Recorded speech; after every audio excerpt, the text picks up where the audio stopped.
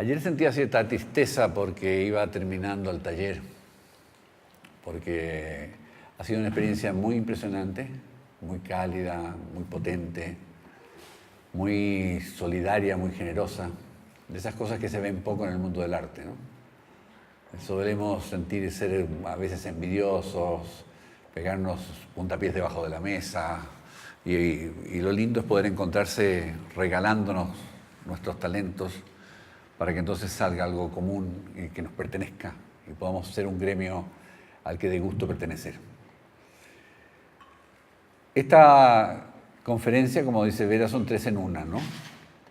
La historia de una vocación y un oficio tanto de dramaturgo como de maestro de dramaturgia, algunos alcances a las neurociencias, algo que tiene mucho que ver con lo que hoy día mantengo como estética, y después algunos pequeños puntos sobre lo que he ilustrado en un texto que se llama Cartas a un joven dramaturgo, que en realidad contiene varias cartas.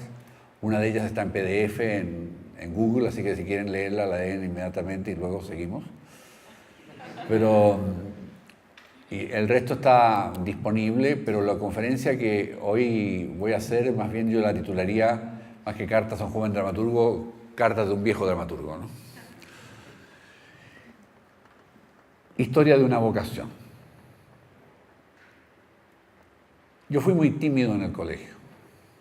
Era extraordinariamente tímido porque mis padres vieron que yo aprendí a leer solo. Soy de esos niños, debe haber aquí desdichados, que debe haber en la sala también, que aprendieron a leer solos.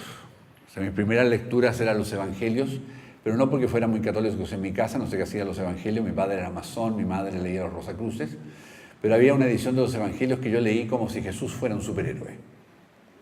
Me parecía fantástico, resucitaba gente, resucitaba a él, eran cosas espléndidas y además tenía esa sonoridad preciosa que tienen los evangelios, ¿no? El evangelio del Jesús de Mateo, y luego además el Antiguo Testamento también, ¿no? Los profetas, era una lectura apasionante, y también la lectura de enciclopedias, eso que ya no existe, porque ya Google arrasó con las enciclopedias y uno busca con los buscadores, consigue lo que quiere. Pero las enciclopedias tenían el caos del orden alfabético. O sea, ¿qué tenía que ver Germania con Germán, fuera del alcance de nombre, y con las gramíneas, o con el golfo de lo que fuera, digamos, pero salía las letras G y luego la M, de ahí a otro mundo, y ese azar, ese caos fantástico, en el cual además yo crecía leyendo estas cosas mientras mi madre escuchaba programas de radio para dueñas de casa y escuchaba entonces boleros o canciones absolutamente populares, me hizo recibir la educación de un postmoderno, sin que yo lo sepa, o sea, mezclando pop con elementos cultos. Y como era muy pequeño ya leía, mis padres dijeron, ¿para qué lo vamos a mandar al jardín infantil, al kinder y todo eso? Coloquémoslos en primero básico ya a los 5 años. Con lo cual me condenaron a que siempre era el más pequeño en edad, el más alto, por problemas genéticos, el más alto del curso, pero el más pequeño en edad. Y eso era siempre el nerd del curso. Como era muy nerd, no entendía nada de lo que jugaban mis compañeros. O sea, recordemos que a esa edad uno no sabe que entre 7 y 5 años hay un océano de experiencias. Cuando me tocó mi primer partido de fútbol, recordemos que en una época sin televisión, se lo juro a los más jóvenes que hubo una época en que no hubo televisión, se los prometo, de verdad, no había televisión. Entonces la experiencia futbolística que yo tenía era nula, no había visto nunca un partido de fútbol, y me dijeron que iba a jugar de defensa. Entonces yo fui a mis enciclopedias y busqué alguna cancha dibujada y un puntito que decía defensa. Y ahí me paré todo el partido. O sea, no entendía lo que era correr, ¿no? Y recibí un golpe de balón en una ocasión, y eso fue toda mi experiencia, en la que comprobé que los libros no eran la realidad. Experiencia muy importante. Luego me cambiaron a un colegio en Chile extraordinariamente exigente, el colegio se estudia para ser presidente de la República o ministro por lo menos. El Instituto Nacional, fundado en 1813. Un colegio republicano, laico, masón, y muy exigente, muy competitivo y de machitos, o sea, de hombres. Y yo era el más grande y el más chico. Entonces, como era el más grande y más chico, no sabía defenderme a golpes, no sabía malas palabras, por lo tanto fui declarado el gay del curso. Y ser el gay oficial del curso es muy desagradable. En tiempos homofóbicos, horrorosos, digamos, yo decía, pero yo que no soy gay, vivía la condición de ser gay y entiendo muy bien lo que le pasa en un mundo homofóbico a muchas minorías, digamos. O sea, fui una minoría. Lloraba antes de entrar a clases, no me atrevía y me daba vergüenza contarle a mis padres qué me estaba pasando. Y así, en mi timidez, de pronto descubrí que había dos mundos que me protegían dentro del colegio. Uno, la biblioteca, donde seguía leyendo. El segundo era la Academia de Letras, porque descubrí que escribía. Y el tercero fue la Academia de Teatro, lo que confirmó los temores de mi padre, que yo era gay. Y entonces entré a la Academia de Teatro, donde efectivamente, como no había ya la diferencia de edad se perdía, no importaba, el trabajo era otro, descubrí mis pasiones. Mi padre, médico, me había transferido, de alguna forma que no sea genética, la pasión por la medicina. O sea, yo pensaba que quería ser internista y no sé por qué endocrinólogo, vaya a saber uno. Pero me gustaba del internista la cosa de policial, ¿no? Esa cosa como de averiguar con algunos datos. Era una época sin resonancias magnéticas, sin escáner, con radiografía y eso, entonces había que ser muy buen clínico, muy buen investigador. Y subrayo esta palabra porque va a ser clave en todo mi trabajo después con las artes, investigar. El arte como investigación. Yo quería ser un investigador. Además me tocó vivir una época muy particular, que es la generación de los 60, donde era muy terrible saber que estaba en primera edición 100 años de soledad afuera, primera edición de Ciudad de los Perros, reediciones pero recién redescubiertas de Cortázar, que no eran lo que nos enseñaban en la escuela. En la escuela nos enseñaban a, qué sé yo, Benito Pérez Galdós, digamos, Ramón Pérez de Ayala, unas cosas españolas horrorosas, pero uno no entendía nada y aburría mucho, y lo otro sí tenía que ver con la vitalidad que uno tenía. Y encima el rock and roll. No el rockabilly de Bill Haley, sino el rock inglés potente, terrible, de los Beatles o Rolling Stones, y ya cuando estaba un par de años en medicina, escuchar por primera vez Led Zeppelin, en vinilo.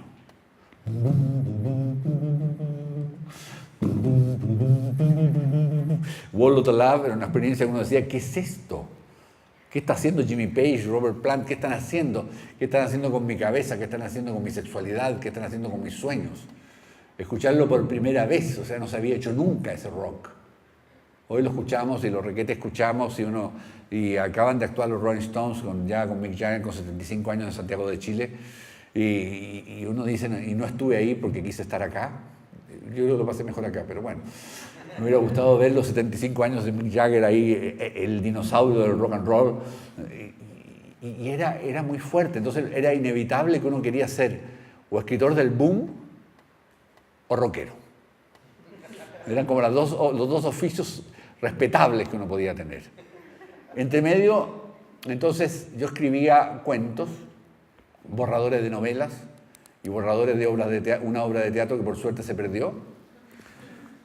Y entonces vino los procesos políticos de Chile, la Unidad Popular, el gobierno de Allende, el golpe militar. El golpe militar nos dejó sin centro de estudiantes para recibir a los novatos, a los mechones, como los llamamos en Chile, a los estudiantes de primer año, y nos tomamos el poder. Digo, nos tomamos todos aquellos que nos presentábamos alrededor del piano a cantar las canciones de los Beatles, de Bob Dylan, de Simon & Garfunkel, o sea, y creíamos en el rhythm and blues, y había una cosa muy negra en lo que nos gustaba, ¿no? Un poco lo mismo le pasaba a los Beatles con Chuck Berry, y teníamos un pianista maravilloso, un guitarrista fantástico, y era un grupo de estudiantes de medicina rarísimo, un saxofonista, hacíamos una jam session en las tardes de los sábados, fantástica, y dijimos, ¿por qué no hacemos una obra de teatro musical para recibir a los novatos? Y entonces escribí mi primera obra, y yo sabía que tenía algo que era muy importante. Todos mis actores eran malos. Entonces yo tenía que hacer canciones. Brecht mediante, sabía que tenía que trabajar distanciándome. O sea, el actor se confesaba actor, no personaje. Y la canción, al estilo Kurt Weill. O sea, canciones que estaban muy inspiradas por un compañero de medicina, lamentablemente fallecido tempranamente, que tenía un talento fenomenal para componer. Hicimos varias canciones con blues, con rock, con esa influencia, e hicimos la primera obra de teatro que escribí y la cual hasta ahora se sigue dando para recibir a los novatos, cambiando por tradición oral la obra, ¿no? La obra originalmente duraba 1 hora 10 minutos, hoy dura 2 horas 20. Y se ha llenado de texto, no solo de las canciones, que era lo que esperábamos. La obra estaba supuestamente autocensurada, pero después, cuando revisamos el texto, hace poco celebramos los 40 años de la obra, actuando con una banda de 12 miembros. Originalmente era una guitarrita de madera y arréglate como puedas, y un bongó y una pandereta. Entonces nos damos cuenta que tenía escenas, interrogatorios policiales, moría el mechón y era disecado, o sea, todos temas que estaban en lo oscuro del ambiente político. Y ahí yo me di cuenta de algo que no voy a olvidar jamás, que el inconsciente y la verdad salen siempre al escenario. Si uno es sincero con lo teatral, si uno es sincero en su quehacer, el inconsciente asoma. Y que no es necesario ser ese actor que se dice, o escritor que se dice comprometido y que solo entonces escribe de la causa, porque la causa, si es sincera, va a aparecer. Va a aparecer porque tiene que ver con explorar el inconsciente propio y de ahí entonces aflorar en el material que uno tenía. A poco andar, escribí, cuando salí ya de la Escuela de Medicina, hacíamos unos festivales de teatro rarísimos, etcétera, donde escribí obras de teatro que no escribí nunca, todas tradición oral, hasta que escribí mi primera obra de teatro que tenía que ver con mi padre. Con mi padre le gustaba mucho el tango, entonces tenía que ver con el asesinato de Gardel, o sea, el asesinato de mi padre, naturalmente. Edipo, mediante Freud, me mira y me apunta con el dedo, digamos, pero es bastante obvio. Y que era la idea de los guitarristas de Gardel provocando el accidente aéreo en Medellín para matar a Gardel antes que Gardel se venda a Estados Unidos. Y esa obra ganó un premiecillo de tercera fila, digamos, por ahí, una mención, etcétera. Dio botes en varias partes, digamos, y de pronto lo leyó un director muy importante, Gustavo Mesa, un director chileno, Premio Nacional de Arte, etcétera, y que lo leyó y me dijo, mira, esto es interesante, ¿tienes otra obra por ahí? Yo tenía preparada otra obra, pensada también para el grupo de la Escuela de Medicina, digamos. Una obra que yo había inventado porque basándome en usar mesas y sillas de un restaurante. Porque como hacíamos las obras en el casino, teníamos que mover las sillas y mover las mesas. Y era un aburrimiento montar el escenario y colocar las luces, 4. Las 4 luces que teníamos. Después se convirtió en un tablero de 6, con un dimmer. Y eso era todo, ¿no? Pero así hacíamos el teatro que podíamos. Y esta obra, yo quería que la obra sucediera en un restaurante y que entonces el público se sentara en las mesas, ocupara el rol de los clientes, fantasmas de un restaurante lleno de muertos. Esta obra, que se llamó Lo crudo, lo cocido, lo podrido, me hizo tener una popularidad estupenda al ser censurada en la Universidad Católica. Y la obra que vivió esta censura después fue estrenada afuera de la Universidad Católica. No había censura oficial en Chile. En Chile, un informe de la policía política había determinado que el teatro no lo veía nadie, así que no valía la pena censurarlo ni perseguirlo. Previamente habían arrestado y habían tomado a algunos familiares de algunas personas del mundo teatral, pero muy poquito. Sí habían bloqueado la televisión, el cine y la literatura. Pero el teatro, ¿quién va al teatro? Eso dice el informe que está publicado por ahí de la policía política de Pinochet. Por lo tanto, el teatro se convirtió en un sitio donde sí iba la gente a buscar pensar lo que era impensable. Lo crudo, lo cocido, lo podrido se estrenó, ganó un premio internacional a la mejor obra latinoamericana ¿cuándo? Estoy hablando del 1978, qué viejo estoy. Nací hace demasiado tiempo en una galaxia muy, muy lejana, como digo siempre, ¿no? Y ahí trabajé con un grupo muy importante chileno, el Ictus, terminamos medio peleados porque yo quería hacer cosas mucho más provocadoras que lo que ellos estaban haciendo. Ellos querían hacer un teatro de izquierda y yo quería provocar a la izquierda que entrara en crisis también. O sea, y terminamos más o menos. Caí en un pozo de sequía brutal y del cual me recogió un amigo mío que es muy importante en mi carrera teatral, León Cohen. Suena a rabí judío, pero en realidad lo interesante de él es que era psicoanalista, lo es, y además de ser psicoanalista, compañero de formación psiquiátrica, había sido arquero de fútbol, jugábamos en el mismo equipo, él fue arquero de la Selección Nacional Juvenil de Chile, un muy buen arquero, o sea, hacer defensa lo fui, con él detrás era algo que estaba uno protegido, o sea, él atajaba todo, entonces ya eso era una ventaja fantástica. Entonces jugué fútbol, como hubiera querido serlo, escribí algunas novelitas por ahí en algún concurso, que gané algunos concursos de cuentos, el escritor del boom apenas. Rockero canté más de una vez en un grupo que teníamos en la Escuela de Medicina que se llamaba el Esternocleidomastoideo Music Hall. O sea, todo rockero a medias, futbolista a medias, escritor del boom a medias, pero lo que me salía era el teatro. Y este amigo mío me dijo, mira, escribe una obra, por favor, para un festival que va a haber en el colegio médico. Paramédico. Bueno, dije yo. Corría el 1983, plena dictadura, y yo tenía apuntes tomados de los trabajos de improvisación con el Teatro Ictus, apuntes de 2 exhibicionistas delante de un colegio de niñas disputándose una banca, apuntes de una borrachera de Nietzsche, Marx y Freud presos por vagancia, apuntes de torturados que se habían vuelto torturadores y que luego se habían fugado y huido de la tortura, apuntes sueltos. Y ahí descubrí algo que no sabía que funcionaba, que era que la creación siempre es un cruce, es un hibridaje, una mixtura. Y logramos de alguna extraña forma hacer que estas 3 cosas se mezclaran con un registro, los que conocen la obra lo notan, un registro de vodevil. El primer título que tuvo La Secreta Obscenidad de Cada Día fue sencillamente Show. Con esto de que era un show y el mostrarse, ¿no? Mostrarse de los exhibicionistas. Después el nombre La Secreta Obscenidad de Cada Día salió de una larga lista de nombres que pasé en una fiesta, a ver que votaran qué obra de estas verían. Y ganó lejos La Secreta Obscenidad de Cada Día por el puro nombre, entonces se la pusimos. Y ahí esta obra nos llevó a España, a un festival muy importante que se hizo sobre la cultura chilena en la dictadura, la cultura de resistencia.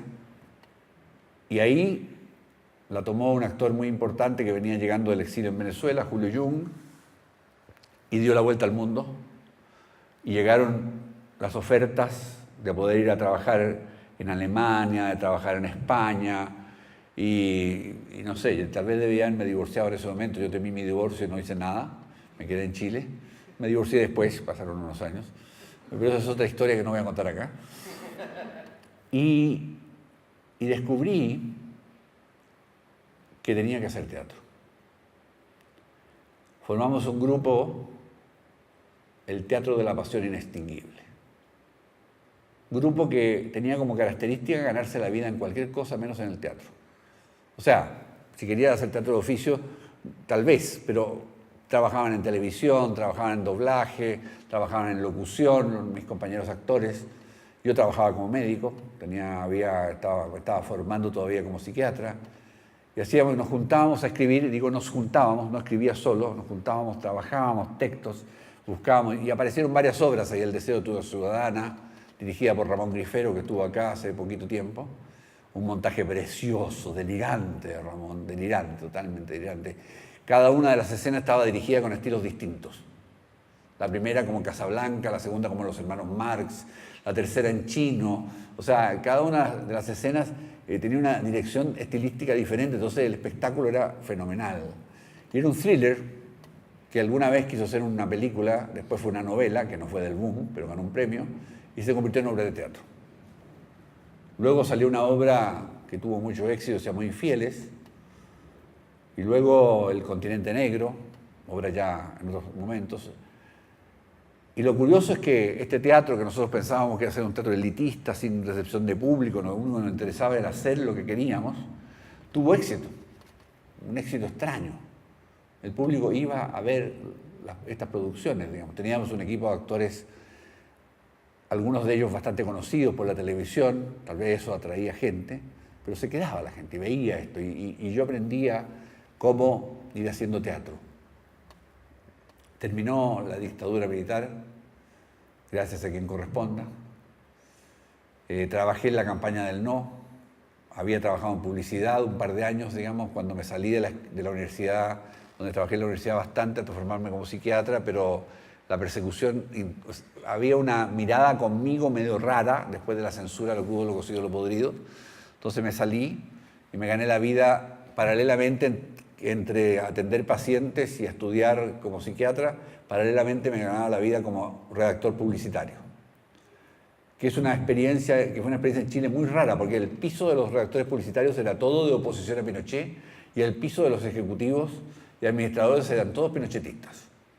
Pero nos llevábamos bien. Era un extraño ensayo de la democracia. En la oficina del director de la agencia había una foto de él con Pinochet, dándose la mano, y en el segundo piso teníamos una jarana fantástica, digamos, lo pasábamos fenomenal, cantábamos, hacían cosas, escribíamos, y de ahí que la campaña del no, cuando llegó el plebiscito y la cantidad de redactores publicitarios que habían eran todos del no, y los ejecutivos eran del sí. Entonces, era una cosa muy rara, no tenían cómo redactar nada los del sí. Los del no tuvimos problemas de organización y de ejecutivos, que aparecieron, por suerte, digamos. Y ganó el no. Y me llegó el consejo de José Donoso, el novelista chileno, de que me fuera de Chile, que aprovechara, que me nombraran agregado cultural, pero que me fuera de Chile. Yo ya era una figura más o menos conocida, había publicado una novela muy loca que se llamaba La secreta Guerra Santa de Santiago de Chile, la secretuosidad, los celos. O sea, el deseo, todas esas cosas asquerosas, sí, celos, o sea, están en muchos de mis títulos. Y entonces se arreglaron las cosas y me enviaron a España como agregado cultural de Chile en el primer gobierno de la democracia. Que fue una experiencia que tiene muchas vueltas, pero la más interesante dramatúrgicamente es que tuve otra sequía, no sabía qué escribir, no se me ocurría nada. Les debe haber pasado a muchos de ustedes, digamos, que de pronto la página en blanco es una pesadilla, no es que de pánico. La página en blanco se instala y te mira, como en El Resplandor, ¿no? ¿Se acuerdan de Jack Nicholson? Sentado ahí escribiendo la misma frase eternamente, o sea, esa sensación horrorosa de que no tienes nada en la cabeza y tu carrera terminó. En ese momento me llama Guillermo Heras. A lo mejor lo conocen a Guillermo, digamos, se ha dado vuelta por toda Latinoamérica trayendo el teatro como bandera. Y me dice, puedes hacer un taller en el Centro de Nuevas Tendencias con jóvenes dramaturgos españoles. Bueno, dije yo, dinero no era lo que necesitaba, digamos, el sueldo de diplomático no es lo que ustedes creen, digamos, sobre todo el agregado cultural. Entonces me venía bien, además el dólar estaba bajísimo, después de la guerra, la primera guerra que hubo en Medio Oriente, ¿no? Esa es la guerra que no tuvo lugar, según Baudrillard, ¿no? Entonces, estaba bajísimo el dólar, me pagaban en pesetas, duraba 4 meses, eran 6 alumnos. Lo primero que descubrí es que todos esos alumnos sabían más que yo. Sabían latín, sabían griego, habían visto a Cantor de verdad, no en fotocopias o en VHS como lo había visto yo. O sea, habían visto los espectáculos importantes de verdad, o sea, a Peter Stein, a Roberto Zucco, habían leído a Coltesi, lo habían visto montado, o sea, habían dado la vuelta por Europa, y yo era una cosa de que venía del mundo de la fotocopia, es decir, del fondo de Sudamérica. O sea, yo era posmoderno, yo les dije, yo era una cita. Era una cita, entonces no tenía vuelta que darle, o sea, tuve que pensar mucho, ¿qué les voy a enseñar? Y ahí descubrí que podía enseñarles creatividad, que podía enseñarles aprovechando que cada uno de ellos saque lo mejor de sí mismo, que podía enseñarles tratando de que cada uno tuviera su mundo propio, su cosmos. Tuve algunos alumnos que después se transformaron en estrellas, como Juan Mayorga, que a lo mejor alguien que conoce el teatro español estuvo ahí de alumno mío, Angélica Lidl, que me enseñó más a mí que yo a ella, digamos. Angélica Lidl, figura del teatro madrileño, performer extraordinaria. Aprendí muchísimo de lo que era el trabajo con la imagen de ella, de Juan, su inteligencia y su generosidad es tremenda. Y varios chicos más, digamos, que los 6 famosos. Uno de ellos se suicidaría después de tener un éxito como cantautor. Siempre pasa eso en los tristes grupos, digamos. Y después de los 4 meses que terminó el taller, decidimos continuarlo. Y duró 2 años. Continuarlo gratuitamente. Nos juntábamos los jueves en la calle Londres, en Madrid, en Londres con Cartagena, cerca de Plaza Manuel Becerra, en el borde del barrio de Salamanca, cerca de la Plaza de Toros de Ventas. Y ahí estábamos, y nos juntábamos, y yo empecé a participar como uno más. Y ahí volví a escribir. Volví a escribir y volví a aprender algo que intento poner en práctica cada vez que trabajo en talleres, que es desaparecer. Y dejar que emerja la potencia del grupo, que cada uno descubra que tiene un potencial y una fuerza propia, y que yo sirva como catalizador, que no dicte cátedra, sino sea espejo, un espejo que de pronto corrige, de pronto ayuda, que cree lo potencial, no en criticar lo negativo, en hacer desaparecer todos los síntomas de envidia y ataques que suelen producirse en los talleres, ¿no? O sea, no, lo tuyo no funciona, es que tuyo no sirve, que es tan fácil ser negativo, ¿no? Y producir esta onda, aumentar la energía del grupo. El grupo me enseñaba a mí tanto como yo le enseñaba al grupo, o sea, lo pasábamos fenomenal. Y ya cuando volví a Chile, inicié una especie de tours como tallerista, con los primeros escritos, que fue justamente la primera versión de las cartas a un joven dramaturgo, ya abriendo ya la democracia, ya formando de otra manera a los alumnos que tuve en muchos países del mundo. En España varios talleres, después en Colombia largamente, donde tengo que contar una experiencia muy importante, en Argentina, en México, en Brasil, que es una experiencia muy fuerte, trabajar en otra lengua, con intérprete, donde en Brasil el trabajo con el cuerpo es muy fuerte, entonces tiene una habilidad con el trabajo corporal y el teatro físico que producía unos efectos fenomenales. Yo trabajaba ahí más con imágenes y otras cosas. Y en Colombia me sucedió una experiencia que marcó mi escritura para siempre y mi formación de talleres. Tenía un grupo de unos 10 jóvenes colombianos. Luego haría un taller muy largo con 15 dramaturgos ya probados, digamos, que nos encerrábamos de 9 de la mañana a 9 de la noche en un hotel en la sabana bogotana, digamos, que fue increíble, pero ese no es el más importante. El primero más importante fue el de los jóvenes. ¿Qué pasó ahí? Empezaron a presentar sus propuestas. Colombia tiene una fuerte ligazón con la violencia, los contenidos, mucha influencia de teatro europeo, teatro francés, teatro alemán, y escuchaba las propuestas y trabajábamos aquí y allá, que cómo se podía ver cada uno de estos temas. Y yo veía que había 2 alumnos que no hablaban. Uno, un alumno de Leticia, que es una ciudad que queda en el borde, en el Amazonas, en el borde con el límite de Colombia con la selva brasileña, en pleno Amazonas, y que no abría la boca. Y el otro que no abría la boca y escribía todas las sesiones en el reverso de unas hojas de ejercicios de trigonometría. Escribía largamente, un chico de raza negra, pero negro, así ya, ni una sola mezcla de mulato, nada. O sea, escribía largamente, sí, y muy apresurado, porque en algún momento tenían que presentar. Y presentaron los 2 al final. El de Leticia dijo, la obra que tengo yo es sobre la deforestación del Amazonas. Este es el primer acto, dijo. Y sacó un collage de noticias sobre la destrucción del Amazonas. Lo dobló. Este es el segundo acto, dijo.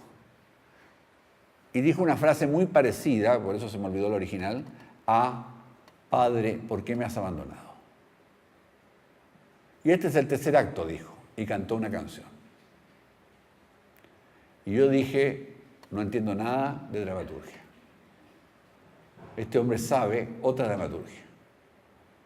Luego presentó el chico de raza negra o afroamericano, como dicen ahora, y leyó una obra perfecta del siglo XIX. Pero perfecta, un dramón sobre la hija de una esclava negra que es violada por el patrón y tienen un hijo mulato y el mulato va luego a la venganza, con todos los temas románticos, pero además escrita bella, con una belleza increíble, esa belleza de la escritura colombiana que sabemos, ¿no? Que está llena de grandes escritores, no solo de García Márquez, digamos. García Márquez le ha hecho sombra a una cantidad de escritores colombianos notables, digamos. Qué manera de manejar el idioma y la imaginación. Entonces, leo esto y escucho, está perfecto, pero es del siglo XIX. Pero era perfecta. Entonces, me quedé mudo y entendí algo muy fundamental. Si yo enfrentaba a cualquier grupo como maestro, me iba a abrir a la diversidad enorme que iba desde el trabajo puro de la imagen hasta el trabajo puro del lenguaje. Los dos extremos en que se podía abrir el abanico de la dramaturgia. De ahí para adelante he compartido mi vocación de maestro de dramaturgia, y esto no lo digo sin vanidad, sino como oficio, o sea, ejerzo como maestro. O lo digo como vanidad en el sentido que suerte ser maestro. Soy de los que creen que ser maestro es de las profesiones más hermosas del mundo y que por eso pagan mal, para que no se enteren los maestros, que tienen la profesión más bella del mundo, o sea, formar jóvenes, formar gente, regalarles el mundo, contarles lo que es la historia de su país, o sea, qué cosa más bella y más importante. Sobre esos maestros escribí una obra, La pequeña historia de Chile, que es la historia de 5 profesores de historia que no encuentran cómo contarle a sus alumnos la historia de un país, que los chicos lo confunden los nombres de los héroes con nombres de equipos de fútbol o de calles, y se avergüenzan del país y no pueden creer, se les pierde el mapa y no pueden creer que el país sea una cosa larga y delgada, ridículamente diseñada por algún diseñador danés o algo así, ¿no? Se les pierde la bandera y no se acuerdan cómo es, digamos, se les olvida el himno, empieza como un olvido general a arrasar con estos profesores, y que después me encontré que en muchos países sucedía lo mismo. Y se escribió La pequeña historia de Argentina, y está redactándose La pequeña historia de España, las versiones de como que ser profesor de historia de uno de nuestros países es imposible. Sobre todo contar lo contemporáneo. Porque los alumnos ya no están, no existen, y porque los profesores no saben qué se puede decir y qué no se puede decir. Y ahí hay una línea en que una profesora le dice al profesor que está renunciando y que quiere irse y fugarse, ya muy angustiado y frustrado, le dice, lo que pasa es que somos ángeles, y por eso nos tratan como nos tratan, para que no nos demos cuenta de las alas que tenemos. Yo creo que por eso me gusta ser maestro. Y lo considero tan importante como escribir. O sea, cuando me invitan a un taller, es una oportunidad maravillosa de conocer el alma de un país. No sus calles, no sus paisajes. Puedo ir a la playa igual, pero eso es problema mío. Pero es otra cosa, ¿no? Conocer ese mundo muy por dentro, ¿no? Y ahí empecé a ejercer de maestro, combinando talleres, ¿no? El taller de obras dañadas, el taller clásico de dramaturgia de iniciación, el taller de dramaturgia de la imagen, en que trabajo exclusivamente con imágenes, prácticamente sin texto, prácticamente, algunas cosas escritas, y últimamente el trabajo con neurociencias. Y ahí termina la primera conferencia. El trabajo con neurociencias, segunda conferencia, parte de mi experiencia y evidentemente tiene relación con el trabajo como médico como psicoterapeuta. El psicoterapeuta es un investigador. Está buscando descubrir un crimen inicial. El asesinato del padre y el incesto con la madre. Cosa que no se le puede decir a un paciente en la primera sesión porque piensa que uno está loco. Pero uno va investigando cuál es el crimen inicial, digamos, sobre qué historia, sobre qué escena inicial se ha construido psicológicamente esa persona. Y esta investigación del inconsciente permite que uno aprenda mucho también como oído de cómo se cuenta, cómo se habla, cómo se relata desde el alma lo que está sucediendo y la vida vivida. Pero también el trabajo con los sueños. En mi formación psicoanalítica, que no terminé porque me exigía convertirme totalmente anónimo, no me podía subir a un escenario, en ese tiempo era muy exigente. Después se volvieron más relajados y gente como mi compañero León Cohen se subió al escenario y se pudo hacer, pero en el momento que yo me estaba formando no. Tomé la poética de los sueños y me di el lujo de hacer un curso de dramaturgia en la Universidad Católica sobre los sueños de mis alumnos. O sea, no leímos ninguna obra, sino que todo el mundo contó sueños. Lo que me permitió escribir Ofelia, una obra que está escrita con una estructura absolutamente onírica, en que le pedí un sueño prestado a una alumna, porque era un sueño precioso, que era el sueño que me faltaba en Ofelia, para que Ofelia resultara, y cómo la estructura entonces tenía esta lógica que tienen los sueños, ¿no? Que en los sueños un personaje puede estar muerto y vivo a la vez. Puede ser el padre, el tío a la vez. Y puede ser varios personajes el padre. Y además la imagen prima sobre la palabra. Y yo creo que el teatro tiene mucho que ver con esa proyección mental de las artes en general, que son los sueños de una sociedad. Sobre todo el teatro. Y digo sobre todo el teatro porque mis tentaciones, que han sido muchas con la televisión y con el cine, y digo tantas que casi en cuarto año en cardiología casi me salgo de la carrera de medicina para irme a estudiar cine a Polonia, pero vino el golpe militar y terminó con todas mis dudas existenciales y vocacionales, porque cerraron las fronteras con Polonia y se acabó la Escuela de Arte y Comunicación, que se cerró durante un tiempo y luego volvió a abrirse, pero yo ahí estudiaba ya teatro, cursos de actuación. No sé cómo aprobé medicina, lo digo francamente, porque en la mañana estudiaba medicina y en las tardes yo me iba a estudiar distintos cursos de actuación y movimiento y voz en la Escuela de Arte y la Comunicación, una cosa muy rara. Bueno, mi vida ha sido siempre así, dos cosas. He estado siempre haciendo las dos, dándome cuenta muy tardíamente que en realidad era una. Trabajo con el lenguaje e investigación, a través del lenguaje del mundo interno. Los sueños se volvieron el modelo dramatúrgico.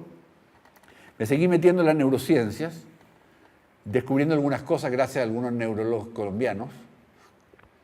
Me acuerdo de una conversación que tuve en un bar en Madrid, cuando me explicó cómo funcionaba la luz y el ojo en el teatro. Todos sabemos que en el fondo de la retina tenemos los conos, las células de los conos, que miran de frente y están conectadas con ciertas zonas del cerebro que tienen que ver con el qué. Pero en la periferia tenemos los bastones, que están conectadas con el cómo.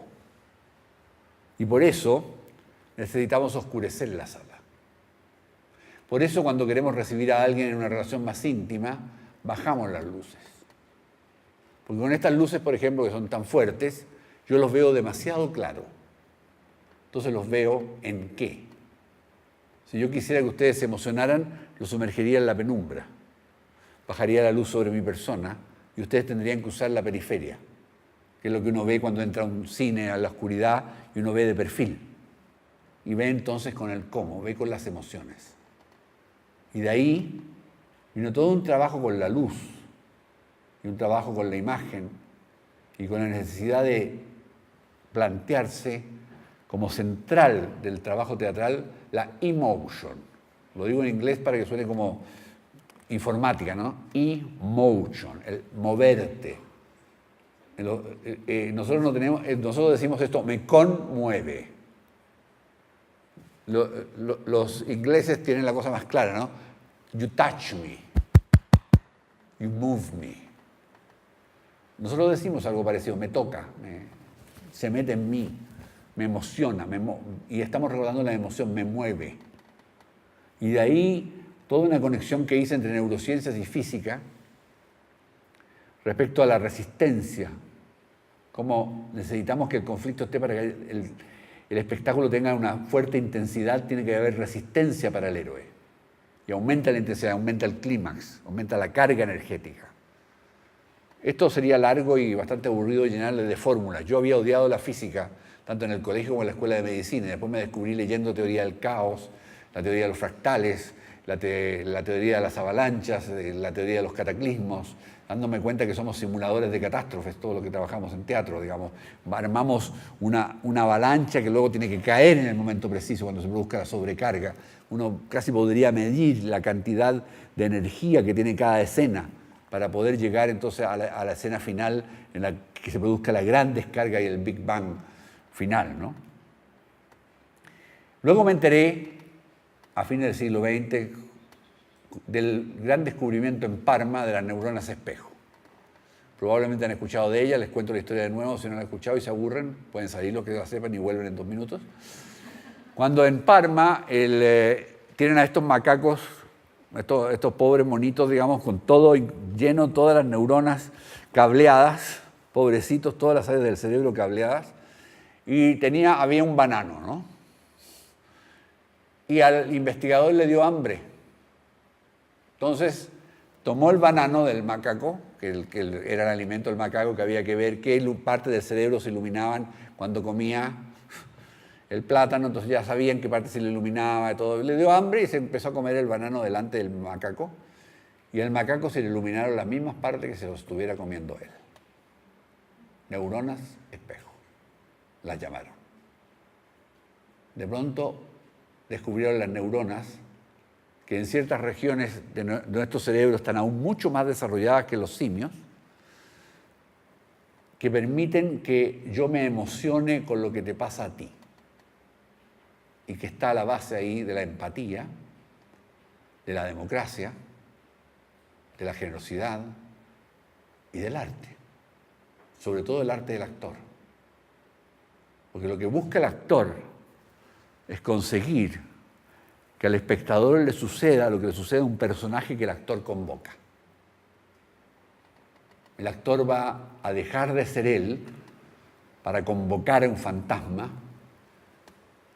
y hacer que en las neuronas espejo del espectador se produzcan vibraciones que serían posibles solo si vive esa experiencia, aprovechando esta capacidad de reflejo.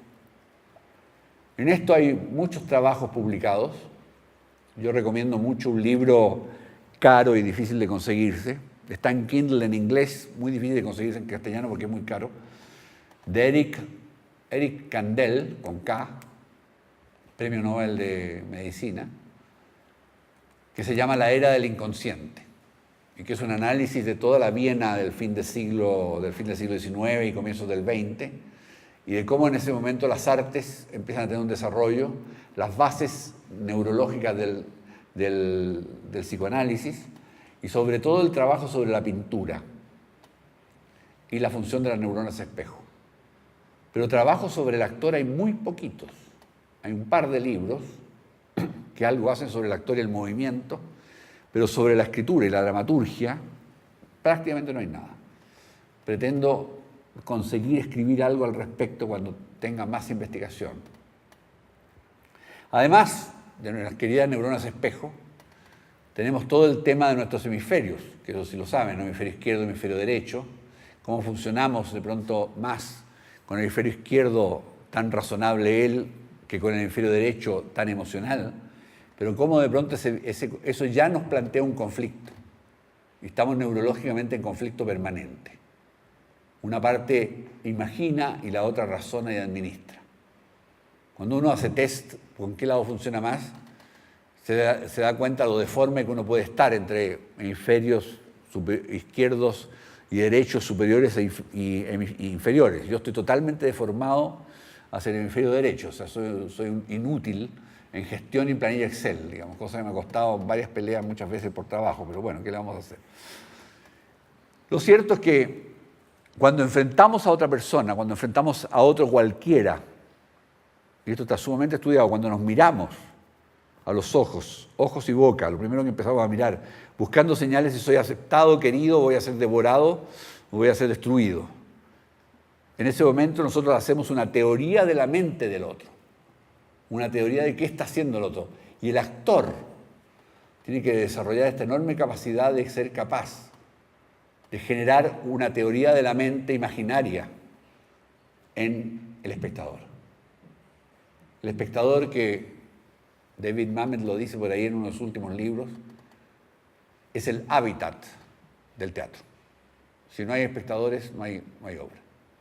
Lo que hace que entonces uno en cada país tenga que luchar por crear audiencias. David Mamet lo escribe lamentando Broadway. Porque dice, Broadway no son espectadores de teatro, son espectadores turistas. El teatro está en el off, está fuera de Broadway. El teatro de verdad. Y ahí nos están faltando espectadores. No turistas que van a cumplir el ritual de ver El Rey León, sino gente que esté dispuesta a la experiencia teatral con toda la complejidad que ella tiene. Un neurólogo muy importante y muy interesante que se llama Ramachandran. El nombre, no me lo pregunten, es B corta, Balatrayus, no sé qué, es hindú, de origen indio, y plantea ciertas leyes que tendría toda experiencia estética basándose en estudios etológicos, estudios de la conducta y de protección de la especie. Y esto es bien interesante porque parte de los estudios que hay respecto a la mirada a lo bello. Estos estudios están súper probados con PET. Ustedes han visto lo han visto en National Geographic, estos cerebros que se iluminan en distintas zonas según lo que están pensando, ¿no? Según lo que están haciendo. Si se enfrentan a algo que encuentran bello, la naturaleza, cierta pintura o cierta música, se ilumina la zona prefrontal y el hipocampo detrás de los ojos. Y si se enfrentan a algo horrible,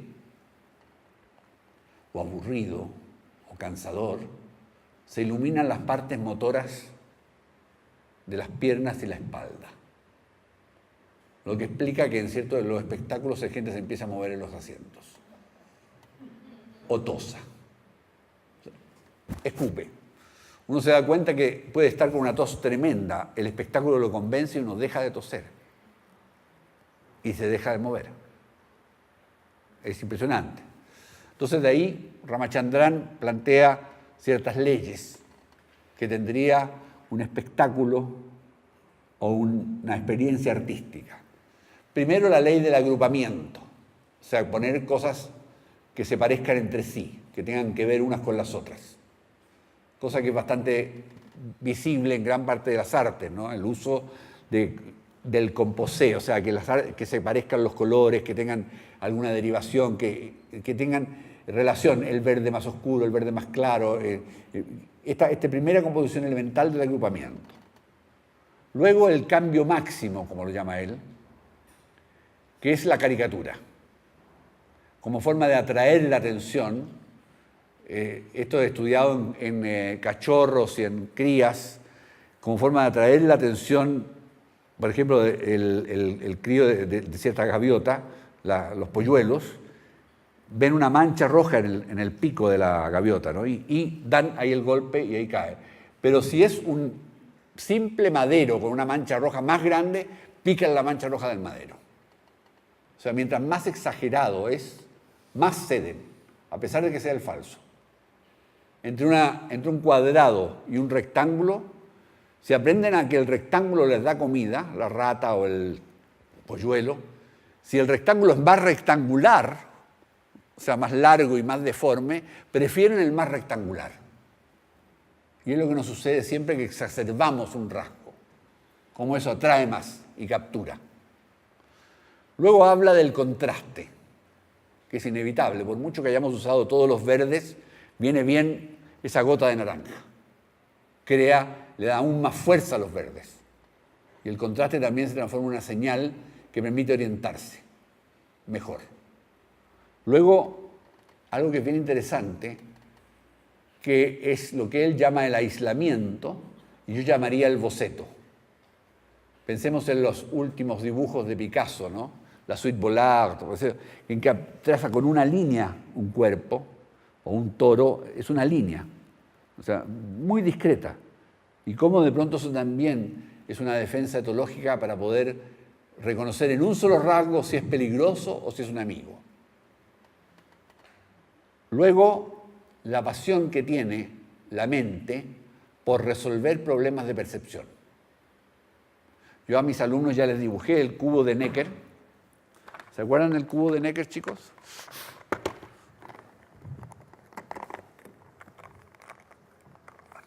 El cubo de Necker, que es la ambigüedad misma, ¿no?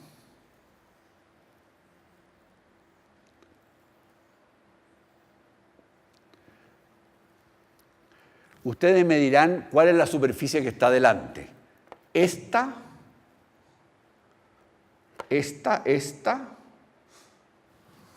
¿Se fijan que como acá tenemos por lo menos dos cubos distintos? Según como miremos, ¿no? Si está esta adelante, esta atrás, está esta adelante, como este cubo somete una ambigüedad y hace que uno siempre esté intentando resolver los problemas de percepción que nos aterran. Los que hemos visto la Gestalt, el clásico vaso de las dos caras, el que nos muestran, hacen que siempre el ojo del animal esté resolviendo un problema de percepción por razones de supervivencia. Y la supervivencia tiene que ver con lo bello. Lo bello nos calma, ilumina la zona prefrontal, que es la zona de la calma, la zona en la cual se apaga el alerta y podemos estar en paz.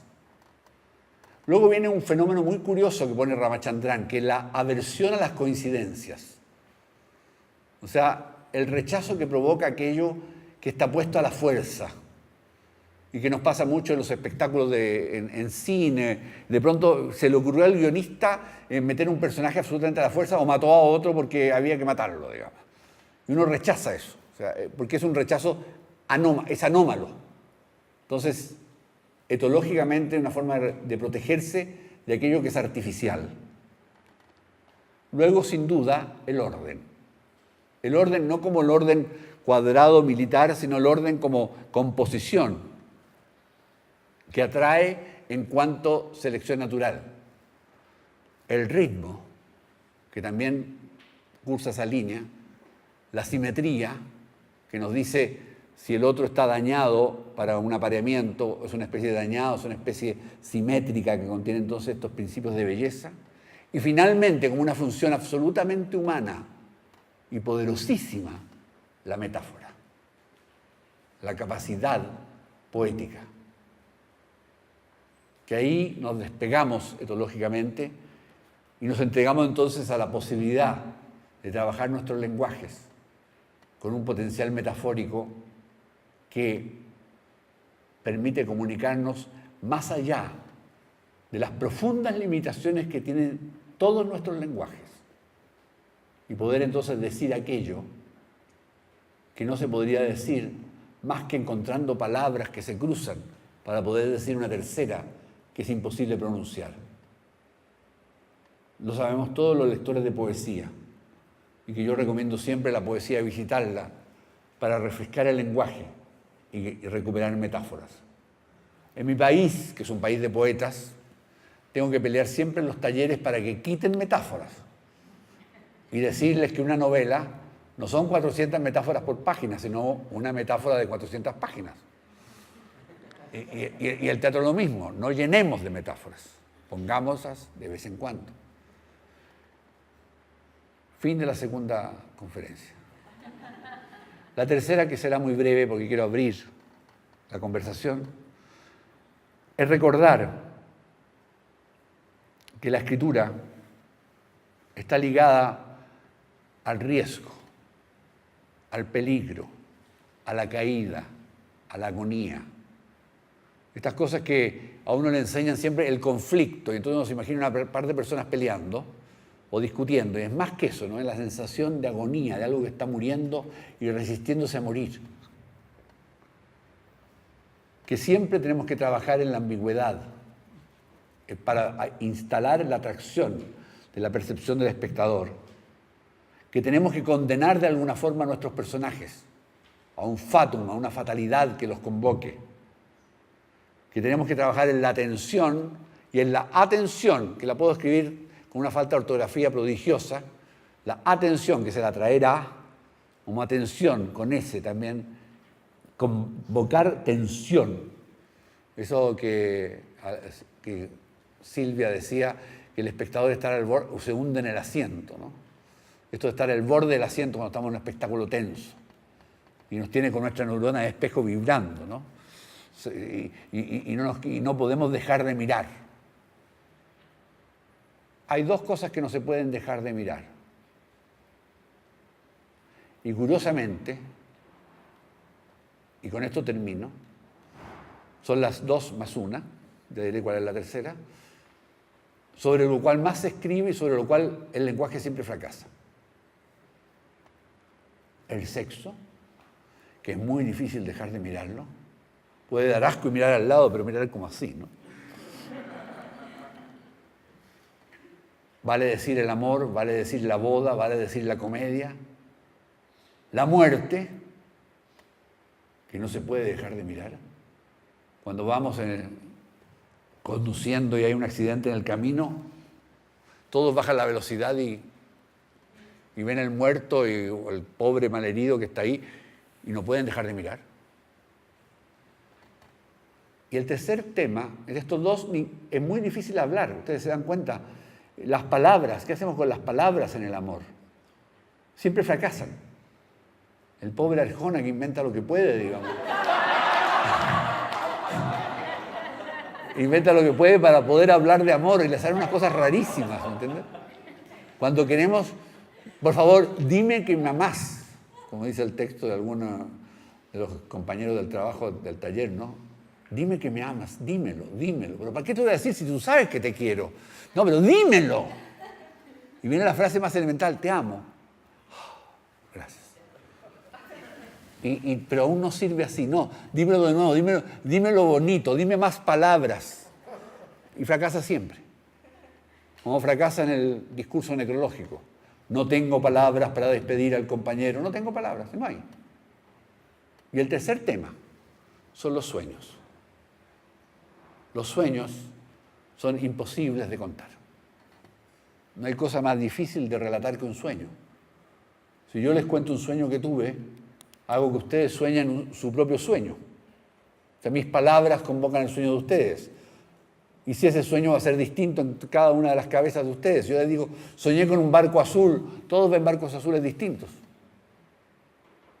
Y además que el cerebro tiene esa cosa que tampoco tiene no. Entonces yo les dije, era azul, pero no rosa. Todos lo imaginaron rosa. Y no voy a conseguir, sino con un dominio muy preciso del lenguaje, conseguir que ustedes tengan la imagen interna quizás y las emociones que yo tuve en el sueño, y voy a fracasar. Y por esos 3 fracasos seguimos escribiendo, seguimos componiendo, seguimos pintando, seguimos escuchando música, seguimos bailando, buscando vencer nuestra profunda soledad y convertirnos en algo más, convertirnos en un encuentro, eso que es el teatro. Muchas gracias.